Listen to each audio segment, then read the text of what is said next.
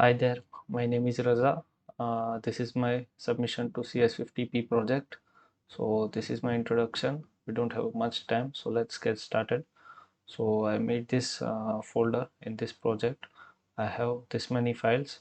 First, this introduction markdown, then this readme markdown. So this project is basically a YouTube channel data extractor. So we'll be using this many libraries. Okay, one can install these libraries by running pip install to the requirements text file.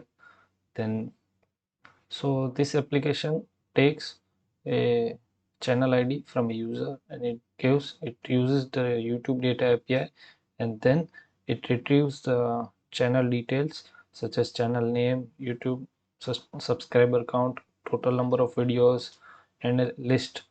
It has two files in it. This folder has two files, one is main file and one is test file, and it also uses tabulate to show the output over here in a beautiful manner. Okay, so we will come to the project now directly. So this is the code. It has four functions. Okay, so just take a look at the code, and this is the test project code. We have used the mock library, unit test.mock library, to create a mock example because this is a live example using an API. So we have to use mock to create one example to test our functions. So we have used these functions, we have defined these tests. Now we will run this program. For it we need channel ID, so we'll go to the YouTube and we will see the IDs over here. Okay, for example, if I want to retrieve the channel ID, I can go here, I can go to this page source.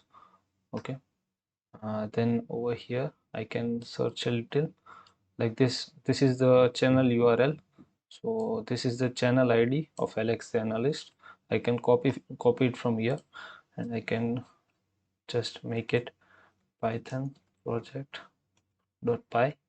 It will ask me for a channel ID, and I'll paste the channel ID here. It will retrieve the data for me. As you can see, it has retrieved all the data in a tabular form. It has the list of all the videos and the date of release and number of views.